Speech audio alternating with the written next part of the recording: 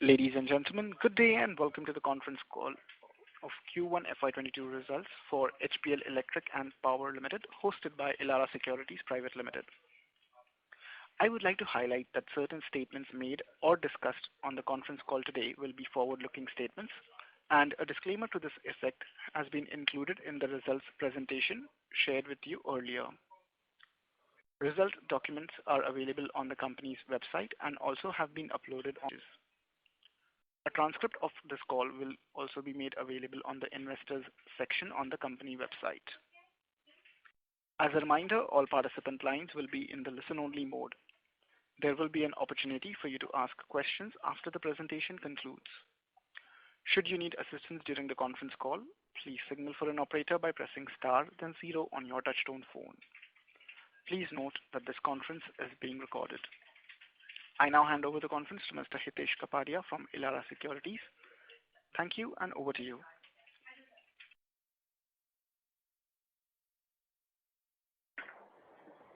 Mr. Kapadia, over to you, sir. Yeah, thank you, Zed. Good evening, everyone. On behalf of Elara Securities, we welcome you all for the Q1 FY22 conference call of HPL Electric and Power Limited. I take this opportunity to welcome the management of HPL Electric and Power, represented by Mr. Gautam Seth, Joint Managing Director, along with him, the new CFO, Mr. Manoj Duggar. We will begin the call with a brief overview by the management, followed by a Q&A session. I'll now hand over the call to Gautam sir for his opening remark. Over to you, sir. Yeah, thank you, Harshit.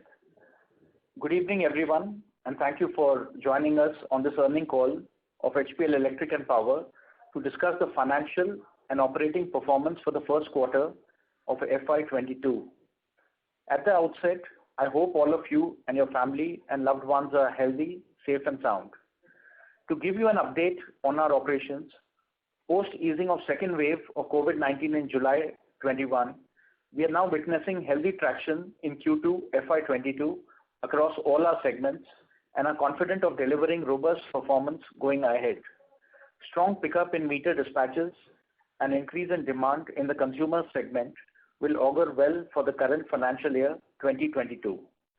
Our performance for the first quarter of FY22 was heavily impacted by the lockdown and the COVID-19 led disruptions. Notwithstanding the lockdown and COVID-19 disruption, revenue, EBITDA and net profit in Q1 FY22 would have been substantially higher. The company's revenue for the first quarter registered a growth of 34% year-on-year to rupees 129 crores as compared to the corresponding quarter last year, though on a lower base. EBITDA grew by 48% year-on-year to rupees 9.8 crores during the quarter with an EBITDA margin of 7.6%. The cost reduction initiatives helped us to restrict the cash loss for the quarter below rupees 6 crores despite facing this unprecedented disruption. During our segment-wise performance, the momentum gained in the metering business during Q4 FY21 was halted by the second wave of COVID restrictions and lockdown, resulting in lower inspection and dispatches. The metering business registered a revenue of rupees 49 crores in first quarter, thereby growing at 40% year-on-year as compared to Q1 FY21. The inspection and inquiries have started gaining traction in the current quarter, and we believe this momentum to continue for the entire year. The consumer segment performance too remained muted during the first quarter due to the extended nationwide lockdown. However, the revenue on a year-on-year basis grew by 34% to rupees 87 crores. As the economic conditions gradually improved post the easing of the lockdown, the consumer segment saw a decent uptick in Q2 FY22. Now, to give you an outlook for the rest of the financial year 2022, at present we have a robust order book of rupees 685 crores, which ensures strong revenue visibility for the year ahead.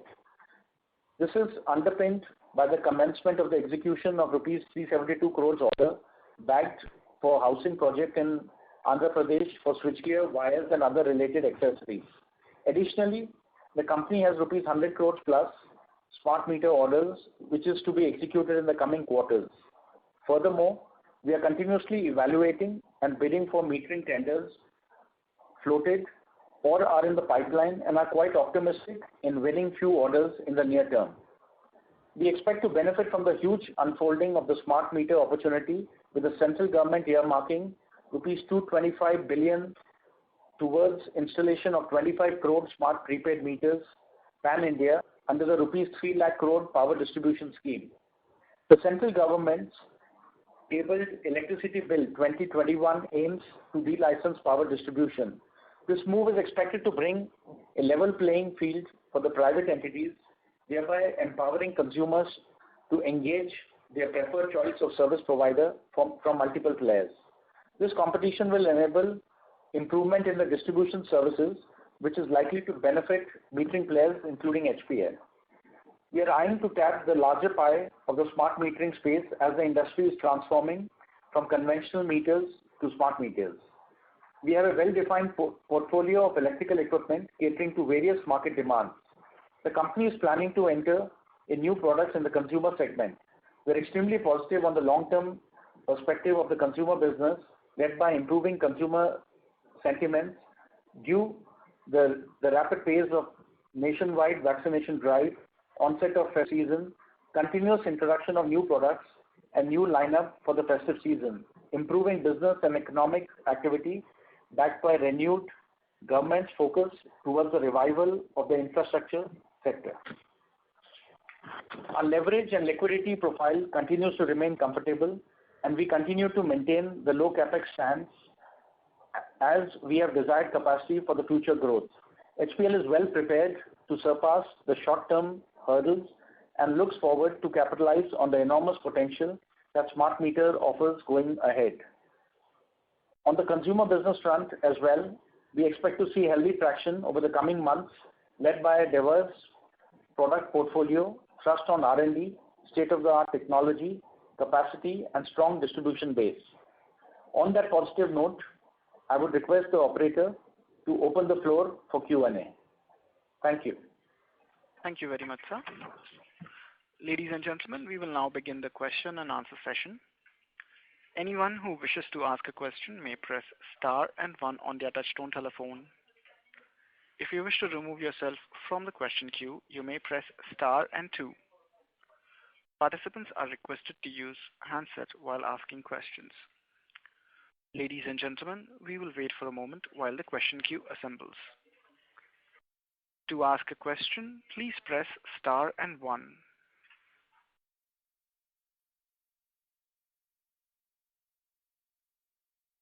The first question is from the line of Harish Shah from HS Investments. Please go ahead. Thanks for the opportunity. We understand that Q1 was a bit disrupted because of COVID-related things, but had the disruptions not been there, so can we replicate our Q4 performance, and was it the same in both the segments? Thank you, Harish. Had this disruption not been there, our initial target in Q1 was to replicate the Q4 performance. Now, if you recall, the Q4 performance across all the segments was, I would say, pretty satisfying, and the sales as compared to the last 8 quarters was at the highest level, and we did see a good traction and dispatches to the utilities. So meter was roughly around 140 crores, but even otherwise, all the consumer products had seen a good high double-digit growth. Going forward from that momentum, which picked up from Q2 and then Q3 and Q4, we finally saw some good business coming in. But when we were looking ahead, our initial plan internally was that looking at the strong momentum, that we need to replicate the Q4 performance in Q1, which of course in the trade business sometimes becomes difficult because when one looks at the business cycles, so Q4 is normally the highest and Q1 is slightly weaker than that. But we were still looking at that, but unfortunately we got hit by the lockdowns. So definitely that it's, I would say, a one-off quarter where we saw the business fall down. But again, starting from July and then running into August, we are seeing the tractions coming back across all the lines, whether it is in the utility business as well as the consumer business. Okay. A couple of follow-up questions on the same part. So how do you see the current inspection and dispatches traction? Like how is the traction in the utility segment also? Can we expect these to improve from going ahead? Yes, definitely, because we see in terms of inquiries, the inquiries are at a very good level, both for the conventional meters as well as the smart meters. And we have seen smart meter tenders coming out from a lot of state utilities as well as from the central government. So in terms of inquiry, which we have given, we would approximate that to be about more than 2,500 crores. So that is at a pretty high level. There are a lot of tenders which are now getting into the finalization stage, and HPL Electric is pretty well placed in many of them. We've passed a lot of the technical evaluations, or in couple of them we are also L1. So we do expect certain good business coming forward. Also, the order book is currently around 282 crores, so that is also I would say at a decent level where we can expect a good revenue visibility at least in the next 4 to 5 months. And also with the dispatches and the inspections picking up from the utilities. So definitely the July, August, September quarter is going to be a much better quarter, and then even going forward we expect the same momentum to continue. One last question and I'll be back in the queue for the follow-up. Can you just guide us what would be the inspection and demand for the smart meters going ahead? So I mean the order book. Yeah, I'll just say, currently if you look at our order book, I would say well over 100 crores is the smart meter component. But what is interesting is that if you look at the overall tenders what are there, and currently what we have also participated, I can roughly estimate that the figure to be anywhere in excess of over 1,500 crores, what the tenders what we have participated in the smart meter segment. Now, gradually, as you are aware, the technologies are changing, and every utility, in fact, the way, if you go to the news about 2 days back, the government has mandated every government department, the central government has mandated that every government department has to use the prepaid smart meters. So there are, so eventually going forward, we will see a lot of shift in the usage pattern of how metering is done. We will see a lot of the absorption of smart meters is going to come in a big way. And so that is very encouraging for us. Apart from that, the government provided 22,500 crores for smart meters. So even apart from what they are talking about those 25 crore meters coming in, so there are midterm targets that has been set by the government on quantity basis. The funding is also coming through. So overall, if you look at it, and plus the 3 lakh crore, the package what they have given to the DISCOMs, in that among the 3 major parts where the spending needs to happen to curtail the distribution losses, smart meter is one of the big components. So overall, the government's push on smart meters, backed by the funds what they have put in, I think is going to really help the smart meters come up in a big way. We are seeing single tenders by utilities going in excess of 200 to 400 crores. So in terms of overall business size, the meter industry is definitely seeing a very, very positive momentum. And only in the last 6 months, if you look at the way the tenders are coming out, that seems to be very positive. So over a period, like your question you asked me on the share of smart meter business, maybe it can be anywhere between 1/3 or even half of it. But as we go ahead, it is about time that the smart meter component will become much larger, and eventually the industry is going to change. Now, there are two other things I would like to add. One, in a lot of installations, especially in rural areas and others, the government will continue with the conventional metering. So even that is right now gaining a good traction, and for some time, at least in the near future, that will also continue, although the smart meters will really grow at a much faster pace. You must realize when the smart meters are, the overall shift to smart meters is basically from a product-driven technology to a more of a solution-driven. So the smart meter entails a complete, there is installation involved, there is integration with the software. So there are a lot of things which are add-on to that, and that also gives us a new dimension where a lot of revenue services and new streams of revenue can be generated on the additional services going ahead. So it's going to be a shift in the way the revenues are going to come in the metering segment, and also in terms of the margins, where we would see certain shift happening on a positive side, where a lot of additional services on maintenance and other things which would keep accruing over the years. So that will also be a positive going forward. Yeah. Thanks for your detailed answer. I'll be back in the queue for follow-up. Yeah. Thank you, Harish. Thank you.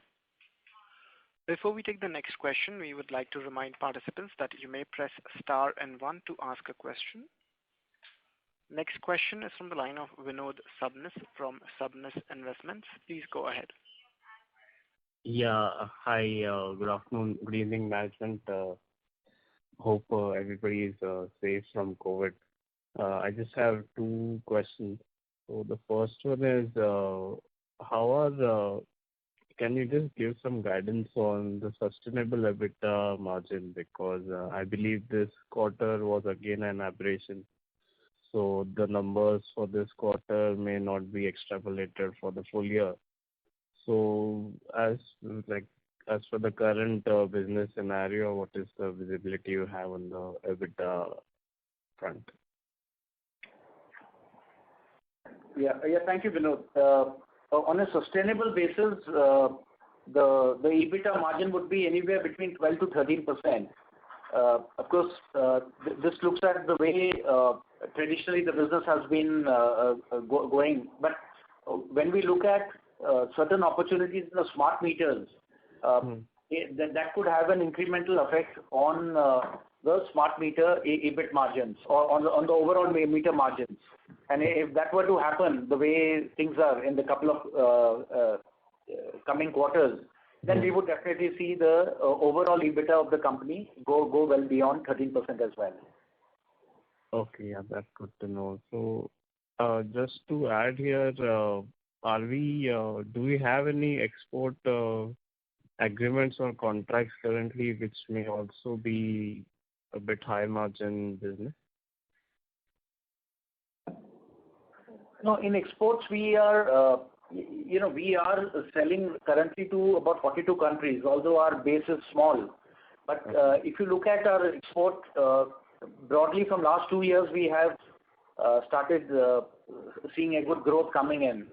You have to realize that when one approaches any international market, there is a lot of preparation that needs to happen in terms of doing local testings there, even complying with the individual country standards, and to make even certain adjustments on the products because of the local requirements. And that is same for India, that anybody coming into India typically needs a BIS, it needs certain preparation. So we have spent a lot of time in the past couple of years doing the preparations to enter a lot of countries. And thanks to our R&D and the technology what our products have, and overall with the IEC standards, we are able to comply with that. Now coming back to your question, we are supplying into a lot of distribution markets across Africa, across Middle East, South Asia primarily. And so we have been seeing certain good tractions over the last quarters. So last year we have seen almost 70% growth, again on a lower base. So this year also we see an equivalent amount of growth. So even our first quarter has been like this, the pending orders have been good. So they are typically not long-term contracts. These are orders which are fetching for different products from various dealers and customers across the globe. So that's how it works. So our focus is on that. We are not doing any government or utility business in the overseas, and it is basically focused on the private trade market, which I believe would be good. So exports have I would say, a fairly steady margin. The working capital requirements are much lower. The payments are secured and much better. So there are definitely certain advantages, and this also gives us a way to fill up our capacity in the market. So on a medium or a long-term basis, we see exports to be really growing. And overall, I think the momentum has picked up, which we see it going across this year and the next year, despite the COVID disruptions. Great. Sir, next question is on the balance sheet aspect. So if you could just give us the current debt level on our books, because we've been guiding, I believe, for the last few quarters that we are trying to reduce our debt and interest costs, which can give a boost to the bottom line. That if you could provide some more details on that. Yeah, our current net borrowing is around 499 crores. So although this is still remains at a little higher level only, but if you look at the year-on-year basis, so there has been a reduction of almost 18 crores. And in fact, if you look at in the last year, almost 3 quarter endings, there have been a reduction from that level. So some movement, but overall, yes, we are aware, and we do expect the business to come back in the second quarter with this. So although I don't see the debt going down in an immediate basis on an absolute number, but at least the business is expected to grow from here on with the same amount of debt. And maybe looking at more on the consumer products and the consumer business, there, of course, we have been successfully able to bring down the debtor days and do certain things. So we do have certain targets where we should be able to bring it down further, maybe streamline the operations in a better way, and which could result in the debts coming down. Right. Okay, sir. That's all for now. Thank you so much. Yeah. Thank you, Mr. Vinod. Thank you. Next question is from the line of Urmi Jain from Sequent Investments. Please go ahead. Good evening, sir, and thank you for taking my question. So my first question is, what is the maximum revenue capacity that we can achieve with the existing capacity, like for the coming 2 years? And I believe that we are not incurring any major capex. So you're also planning to add new products in the lighting segment. So could you quantify the amount spent on that? Yeah. Thank you, Ms. Jain. If broadly the capex has been done, including for the smart meters. So in terms of the capacity for us, in terms of revenue, we can easily look at a business of easily about maybe 1,500 crores plus in the next 2 to 3 years with the same amount of capex. So only the maintenance capex, mainly in the tools, would keep continuing, because these are more perishable items in an industrial manufacturing.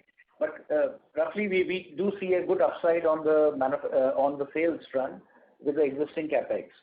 Now, coming to the lighting, if you look at the past 3 to 4 quarters, we have been continuously launching a lot of new products, mainly in the consumer segment.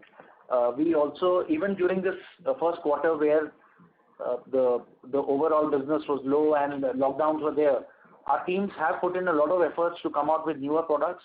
So that is something what we will continue to do even in the next quarter. Right now, looking at the festive season, a lot of new products are coming out, which will give us an incremental sale. Now, it may be a little difficult to define the exact revenue, what can come through this, but that's because looking at the consumer pattern, looking at the way the lifestyles are, a lot of new products are coming. Certain old products are getting phased out as well, which are being replaced. But yes, the one thing for sure that with these new products, we do expect a lot of incremental revenue. Probably down the line, sometimes we would be able to quantify this in a better manner. Now, this is on the consumer side. Now, lighting, as you are aware, we are focused on a complete 360-degree of products and the consumer segment. So currently, we are just almost finishing up with the smart city lighting for the Jalandhar city. So that has been again a very good order. Again, we have used the latest technologies there in terms of communication of the street lights and this thing. We are already well placed to get another 1 or 2 more orders on smart city lighting. So that is again a lot of new products, because each time the earlier smart city what we did in Bhopal was sometimes maybe 3 years before. So the technologies are changing. Our R&D is working to adopt those technologies. But the past reference is becoming a good parameter for us to get into future businesses. And now with 2 smart cities done, and with us expecting 2 more orders, I think overall the new products which are coming out will really help us here. And so there is a lot of focus, not only on the lighting, even on other products, but as your question pertains to lighting, we are well prepared and coming out with a lot of new products, especially for the festive season, to gain the sales momentum for this. So, could you also share a broader picture of HPL's vision and strategies for the next 2-3 years? Yeah, if you look at our business opportunities, the way I look at it, we are sitting on 2 very strong opportunities.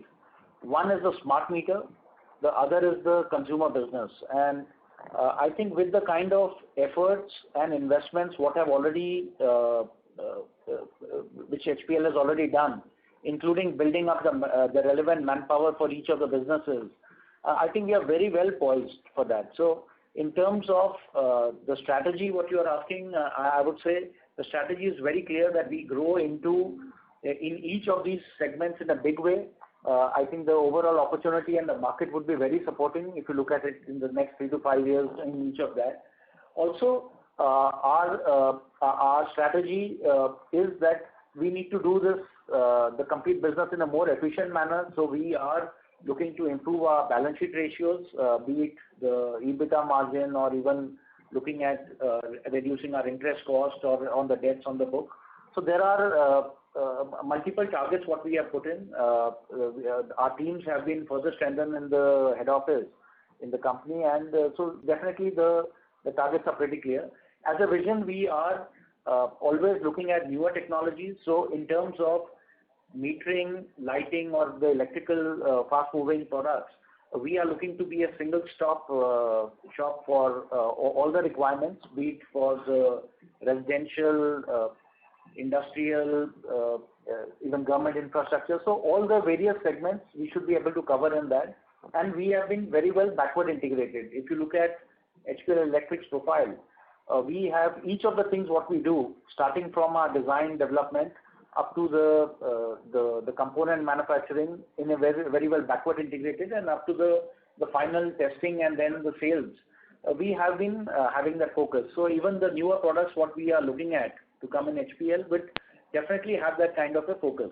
So need not be into manufacturing, but at least in terms of the design development and maintaining our edge because of the technology and the consistency in quality. So overall, when this is mixed up, we do see a great future with the products what we have and the segment what we are currently into. Thank you so much, sir. That's it from my side.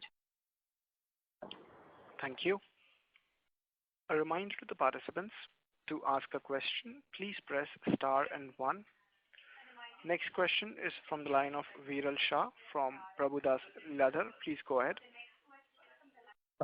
Thank you, sir, for giving us an opportunity. Sir, basically, a couple of questions. One, in terms of working capital on each segment. So could you highlight what is the situation currently and how things are changing post the lockdown on or restriction easing.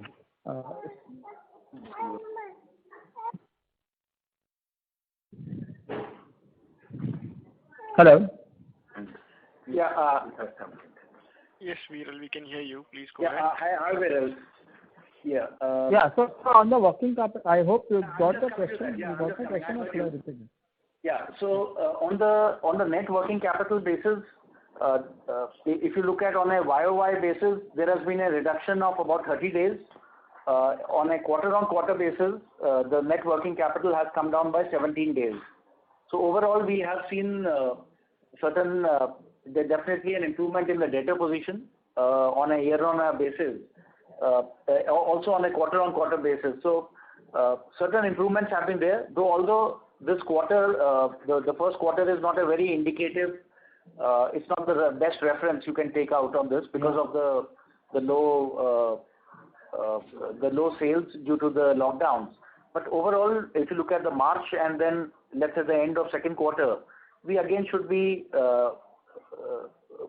back on a much better sales and also on a better net working capital. Okay. Fair enough, sir. So secondly, in terms of segment, you did highlight upon the opportunity. Could you give some more highlight on the management bandwidth and strategies what we are building in to build a team to achieve the goals which we have set for maybe 3 years or 5 years down the line going forward? That's my second question. Yes, if you look at these two businesses, like if you look at the metering business and the consumer business, so we have ultimately there we have very senior professionals across all functions, whether it is R&D, sales, manufacturing, even the support functions on IT, HR, everything. So there is, I think, as a company, we do have very senior people across all the functions. And in terms of these two businesses, more specifically, the skill sets are very different. So the manpower, what we have on the metering side are normally all either from big metering companies or even people who have been working with us with special focus on meters. Even if you look at the other products, on the consumer products, if you look at the wire and cable industry, like people what we have, or lighting and switchgear, they are again very different skill set in terms of sales and the manufacturing. So each of the manpower what we have, senior people are all from the relevant industries. So in terms of management bandwidth, I would say on an operational level, the teams are very well set. In fact, in the last 2 years, we have reviewed the teams. Even especially on the consumer side, we have seen the results post the first lockdown, where a good double-digit growth has been coming quarter on quarter. So even going forward, I would say the targets what we have for the next 2 to 3 years, where we can look at least a sales of 1,400-1,500 crores happening. I think the teams are pretty well set on that. We do have a lot of younger people who have joined the teams, a lot of professionals who have joined in. And we are continuously looking at opportunities and reviewing our own strengths and resources for that. So that's really helpful, sir. Thank you. And finally, sir, I missed a number on the cash balance. You did provide the cash balance for the quarter and the debt level? The cash balance is 72 crores. Yeah. And the net borrowing is 499.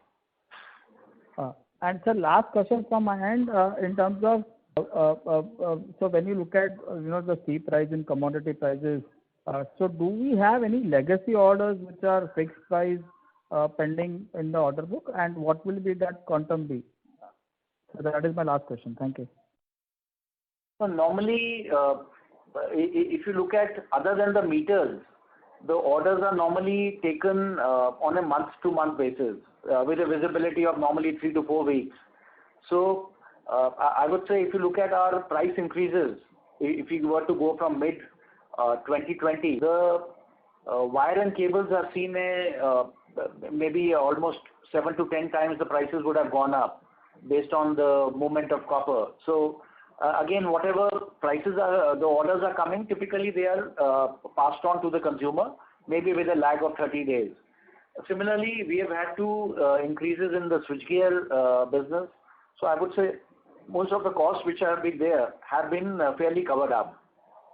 Lighting has seen a very different, because normally we have seen more on the metals than other things, other than the plastic, which is not so much used in that.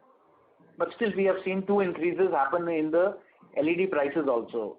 So I do not see any major lag in that.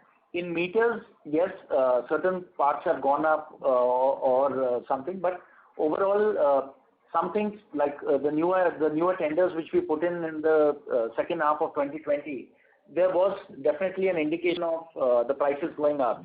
So some things, we have to build in more on anticipation as well, and but that is it. So I don't see any major impact in margins based on the prices going up, because the whatever increases have been happening, they have been continuously being passed on. Yeah. Thank you. Thank you so much, sir. All the best for future, sir. Thank you. Yeah. And Thank be safe, sir. Thank you. Thank you. Participants, if you wish to ask a question, please press star and 1. Next question is from the line of Kamaljeet, an individual investor. Please go ahead. Yeah. Thank you, sir, for taking the call. I have a couple of questions. One question is, what is the plant utilization during the quarter in July month? No, you asked for the first quarter? Yeah, quarter one. No, I would say, as I said earlier, the first quarter is not an indicative of the normal working. So probably it could be at 30-40% utilization, because you must realize that although the markets were closed for almost half of April and then almost entire May, the factories were still functioning to some extent. So knowing that we didn't want to, other than filling up the shortages or some very urgent orders, but normal manufacturing was not happening because there was shortage of labor. Even the supply chain had broken down in many of the factories. So the capacity was pretty at a lower level. So roughly it can be somewhere around 30 to 40%. And in July month it is improved, or it is still? July, definitely. We have seen an improvement in July, and so July it is, I would say roughly around maybe 70% plus. That's what we have seen. And in fact, August seems to be a little more promising. So overall, as we said earlier, and as I said in my opening remarks, in the second quarter we will see the business come back. Now, so our effort is definitely that we really come back to the pre-COVID levels or the Q4 volumes, and that is what our endeavor is. Okay. Sir, my second question is related to your working day and inventory level. So at what level management will feel comfortable about it? No, sorry, your first part of the question was not clear. Can you repeat the question slowly? Okay. So on working day capital and inventory level. So in these particular areas, where management will feel comfortable? Well, as I said earlier, right now we look at an increase in sales with the current net working capital levels, and that will, and if the sales goes up in quite substantially, which we expect right from in a near term, with the same working capital, I think that should make things a little more comfortable for us. Although in the longer term, we are putting in plans that at least on certain parts of business, more on the consumer side, that how we can really reduce our working capital requirements and eventually reduce the debt. So these are certain longer term plans which we are putting in now. But on a short term basis, I would say at least the revenue goes up substantially on the same level of net working capital. Okay. Any plan for R&D expenditure, sir? So we have large R&D teams. In fact, the success of metering and certain of our other products, including switch gears and the lighting, is the backbone is actually the R&D. So our R&D has been a continuous process. So we see the R&D expense and the efforts to continue. So we don't see an incremental expense immediately going up on a quarter-on-quarter basis. But yes, whatever expenses have been going on, that would continue to happen, and our investment back into R&D will happen.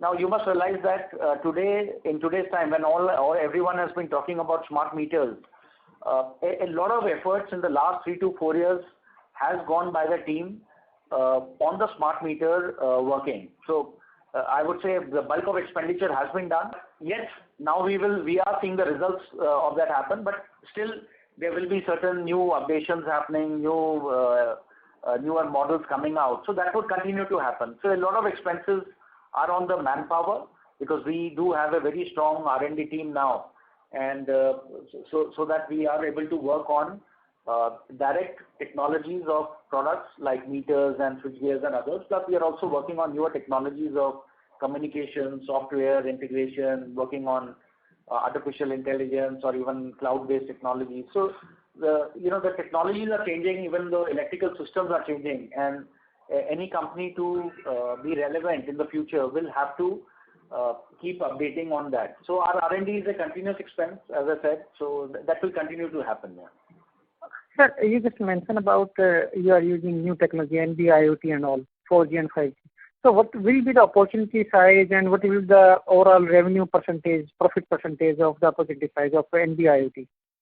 So it's very difficult to say, but because if you look at smart meters, it's already a working technology today. So as the government themselves are saying, the market sizes to change 25 crores of meters in the next maybe 5 to 10 years. So that's a huge opportunity. So we as a company are looking to maintain our share. In fact, with the change in technology, we are looking to grow our share. So maybe at 20 to 25% is something what we look at. But when the technologies are changing, like if you look at our switchgear, where we have MCCBs or our air circuit breakers and other industrial products, even they are now communicable to the networks. So sitting in an office, one can get the data from these products which are fitted in the panels. So a lot of new technologies are coming in. We have meters for every application, not only for the billing by the utility. A lot of private people are doing. Since you mentioned on 4G and 5G, a lot of our cable business is also, we do a lot of specialty cables which are going for the 4G network. Basically, almost I can say a majority of the procurement by Reliance Jio is done and manufactured by HPL Electric right now. So that's also a very good business we have been doing. We have also conducted a lot of 5G trials on specialty cables. So there are a lot of opportunities which are coming across our product lines. So that is something what we are looking to do that.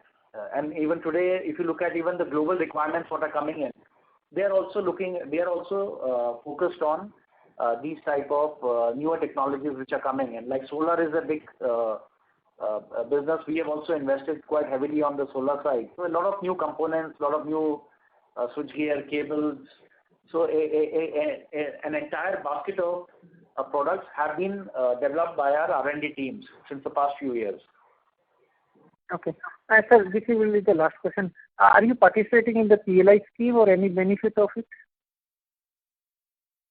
No, we have evaluated it. I think there's still some time until September by the time we can participate. So I would say nothing concrete as of now, but yes, we need to take a final call on the cost and the benefits of that.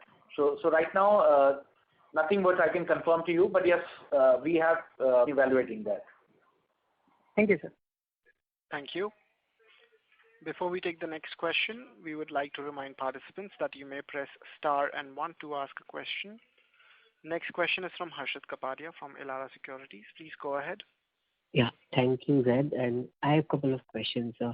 It would be very kind of you if you can explain, the business model for the smart meter tendering which is going to come about. Who will be the execution agency? Will it be the central government through ESL, or will it be given to state discom, or it would be some kind of a joint venture between state discom and ESL? That's the first question. Yeah, currently, to the best of my knowledge, the state governments are independently going for the smart meters, as well as on a parallel side, the central government through EESL are going in for the smart meters. So it's a mixed model. There's no specific thing what is happening. In fact, if you go through the government incentive, what they are giving the states for that 3,03,000 crores, which is more performance-based. I think approximately 900 rupees per meter is being funded by the central government, and the balance would be on the state government side. Of course, all the benefit comes to the state government once it's implemented. So it's a mixed model, and also the models have been based on the capex and the opex models. So I think but right now more operationally and what personally I would feel is getting more popular is more on the capex model, where it is mainly on the supply and the payments are done by the utilities to the equipment manufacturers, and thereafter there are separate provisions for the installations, and thereafter a lot of revenue in terms of maintenances and integrations, there are a lot of ongoing revenue and ongoing expenses which would continue in the near future for that. So right now, if you look at it, there are a couple of business models what are being worked out by the government, and I feel the way things are evolving, it is each time becoming more positive for the industry. We have seen what was happening about 3 years back, when the government or all the stakeholders were really trying to figure out what is happening. But now the momentum in terms of tenders, in terms of even the orders and certain executions have now started, and the clarity in terms of the tendering and the terms which are, I would say, much more practical and much more user-friendly for everybody, they seem to be coming up. So things seem to be better, and let's all again hope that going forward we would see much more business happening on a more practical basis. Okay, thank you for that answer, sir. But when you look at the numbers which you have highlighted, 2,500 crore worth of pipeline orders are there. This number has, more or been similar. Like last time also it was close to 2,000 crores. When do you expect this number to substantially jump? Because government has given a deadline of December 2021 to install 10 crores, smart meters. So, and we haven't seen any aggression either from EESL or state discom to come out with a lot of tenders. So what is giving you confidence, or if you can highlight, is there anything in the pipeline, where discoms are working or EESL is working? Sure. One thing, the figure of 2,500 crores is just an estimation. So it does not, of course, reflect the true value, because, for obvious reasons, we can just give you an estimate. But if you look at the sheer quantity, value, the number of tenders, I would say if last time during the Q4 we said it is almost at a all-time high, I can easily say that the June ending is much higher than that.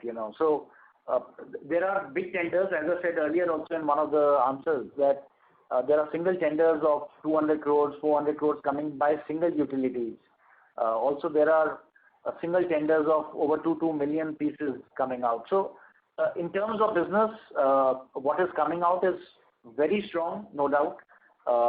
Smart meter is today, if you look at the overall order inquiries and various stages of tenders, I would say over 50% value is of smart meters already. So whenever there is a change from an existing one to the new one, definitely it does require certain switchover time.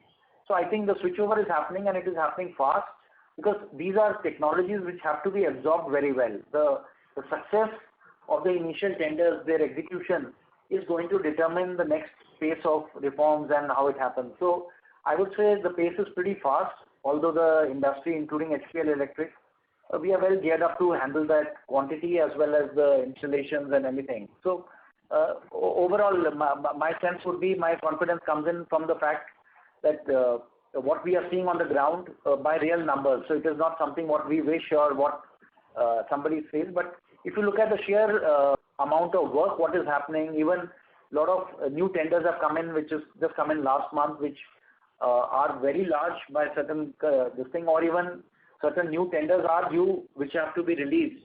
But if you look at the quantities, what is there are over 2 million pieces, but they are still at the evaluation stage in terms of what specifications need to come in on that. So overall, I would say the next few years are going to be high, and the government is very clear on their immediate target of the 10 crore meters, the interim target what they have put.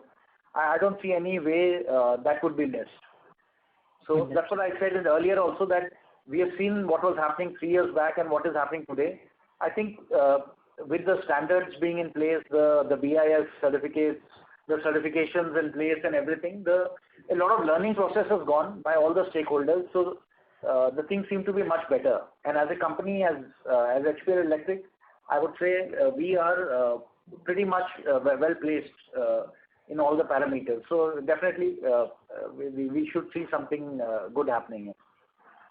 And as you mentioned that capex is a model which HPL would prefer. So if HPL enters into it, will it be having a partner for the AMI infrastructure for HPL, or HPL does have its own AMI software and installation and everything else? So how does HPL rule would be, let's say in capex as well as in OPEX model? If you can. Yeah, Harshit, I'll just like to correct you. It's not what I'm preferring. It is because we have seen a lot of tenders come out for both the models, but somehow due to let's say not having sufficient financing or agencies happening, a few of the OPEX models tenders have been scrapped. So it is something what we are seeing a general preference happening by the utilities, because they have realized that eventually they will have to put in the funds, and then the central government has also come forward to offer the funds. So it's not what my preference is. It is what the general trend what we are seeing. Of course, right now both the models are there in the market, but let us see how the overall business progresses, because eventually the aim is to have the smart metering in place. So that is something what one will look at. Okay. That was very helpful, sir. And so do you expect, let's say, your revenue from meter segment, which was around 500 odd crores in FY20, can it go to like say 2,000 crores by FY24? Is that something that you visualize when you are building your revenue model, sir? So if you look at like for me to say yes would be talking too optimistically, but yes, if you look at the way the tenders are, it has an upside which is possible, definitely.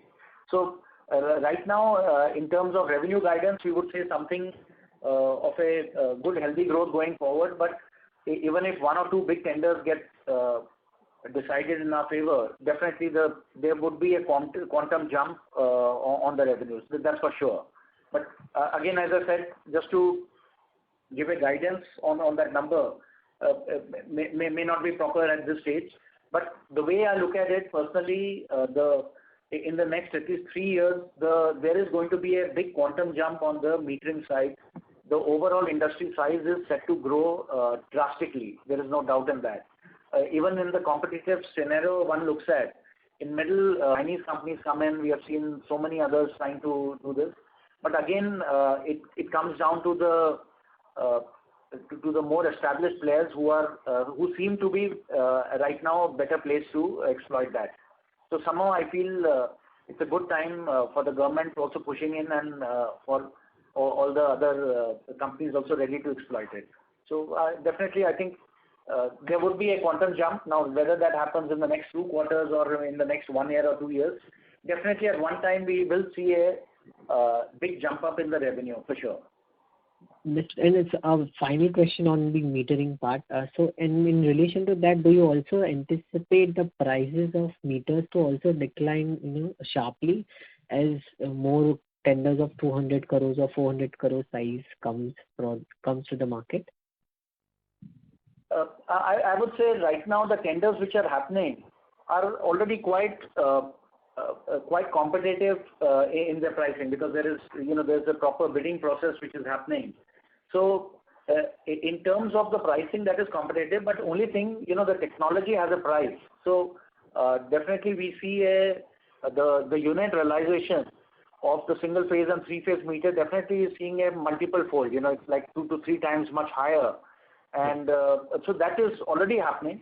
But yes, but right now you might have also read about certain shortages of ICs and all globally. So although we go for a very high forward planning, but still until the supply chain also improves, I don't see the pricing really coming down. But on a competitive basis, when we do see maybe the volumes really jump up, so definitely on the economies of scale, there will be certain the price corrections will be there, and the economies, whatever the savings come in, will definitely get passed on to the consumers. So that is how that is there. But that's a normal process in every industry. So that will also happen in once the smart meters really takes a big shape in that. Understood, sir. And just a question on the P&L. So in other have also jumped substantially in this quarter, which you have highlighted in your presentation. So is this something now we are expecting to see some kind of an increase going forward as well as we move towards? Sorry, your question is not clear. Can you just repeat that, please?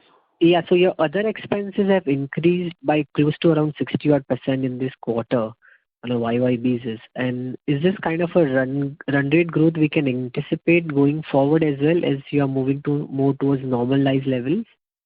Or no, this? If you see this lockdown, the manufacturing was open. The factories were open, although the markets were shut. So we have seen certain expenses rise mainly into 3 or 4 items. So there has been an increase in the power and fuel. There has been certain freight outward increases, certain R&D expenses and other things. So of course the run rate will be on a full quarter. The run rate will be a little higher than this. It's currently at 16 crores. But this one was a quarter where the revenues came down. A lot of other expenses continued to happen because of the factories working, although they were working on a lower capacity.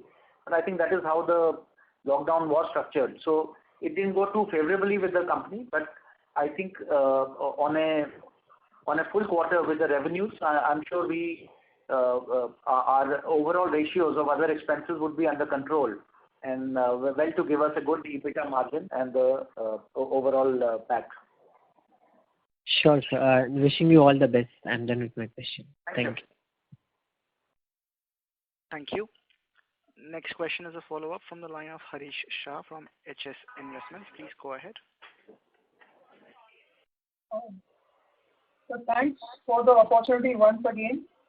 So as you have guided a strong outlook for consumer segment, and you have mentioned that you are seeing positive traction in this current quarter. So would it be, are you planning to have a brand ambassador on board so that they may help our, help to move our consumer segment or penetrate our product in a better way? Yeah, thank you, Harish. Not something that immediately we look at. But if you look at the way the consumer business is going, we are already looking to resume back our advertising and sales expenses so that we have a better brand building efforts what are going on. Now, post the COVID lockdown, so that was something we had reduced them or restricted them to some levels. But as we go forward into the festive seasons, the spendings would go up. Now, whether we have a brand ambassador or, that is of course more of a marketing strategy, but that is something not we have immediately in our mind. But we are looking to expand the products, have a bigger reach, even spend more and invest more on the advertising. So that's a different call of the marketing. But right now, I don't think we have anything in that mind. But if the products require and if we feel a brand ambassador could actually give us a better visibility and a better return on our investment, definitely I think we can look at it. So suggestion is taken, so we can definitely see that. Yeah. Okay. And just one more follow-up to the previous participant question. You have mentioned that you are planning to add new products. So can we know which segment that would be, and what is the industry growth in that segment? How is the overall competition in that arena? So right now, yes, we are looking at very actively on newer products within the same verticals and also looking at certain other verticals. So the works are going on, but I think as we are ready to launch them and as we have more information, definitely I think we will share with all of you and come back and do that. But whatever is there, the products what we are looking at will be more complementary, looking at our existing range and what can enhance our overall product basket, and also what can go well with our existing network. So because that is how we can exploit, get a better loyalty from our existing channels. So that is what it is. So yes, in the near future, you should be seeing more products coming out, more verticals getting added on the consumer part, and I think that will help us overall in enhancing our business. Yeah. So one last question from my side. What is the expected, meter and consumer meter mix of our top line? So how can we see these two ratio in the coming years? So like I said earlier, we are quite upbeat on both the businesses. So although the meters on a standalone basis is set to grow quite substantially, it just depends on when it will grow, in the sense that the pace of implementation of the smart meter program will actually determine its growth. But independently, we would see a good growth coming from here. On the other side, all the products, whether they are switchgear, lighting, wire and cable, are also seeing a good traction, and that will also continue to happen. So I would say, just to answer your question, we do see both of them grow on a good scale. Currently, based on the last year, it's almost like a 40 to 60% ratio between meter to the consumer. So maybe and almost the same kind of a breakup would be there in the near future. But you must realize that there are a lot of large tenders which we have already participated in, and even if a couple of them get finalized, then definitely the ratio would get changed, and meter could see a big upside going forward. Gautamji, thanks for the detailed answers. I wish the team all the best. Yeah, thank you. Thank you. As there are no further questions, I now hand over the conference to Mr. Harshit Kapadia for closing remarks. Over to you. Thank you, Zed. We would like to thank the management of HPL Electric and Power, Mr. Gautam, Joint Managing Director, and Mr. Manoj Duggal, CFO, for giving us an opportunity to host this call. Sir, any closing remarks which you want to share with investors? Yeah, I'd just like to add that, while it's difficult to predict that the trajectory that the pandemic is taking, but we believe that the worst is behind us, and we are confident of emerging stronger out of this challenging phase and creating sustainable value for our shareholders. So I thank all of you for joining us on this call. So please reach out to Dickenson or to us directly should you have any further queries. I wish you all a great evening. Stay safe. We can now close the call. Thank you. Thank you very much. Ladies and gentlemen, on behalf of Elara Securities, that concludes today's conference call. Thank you all for joining us, and you may now disconnect your lines.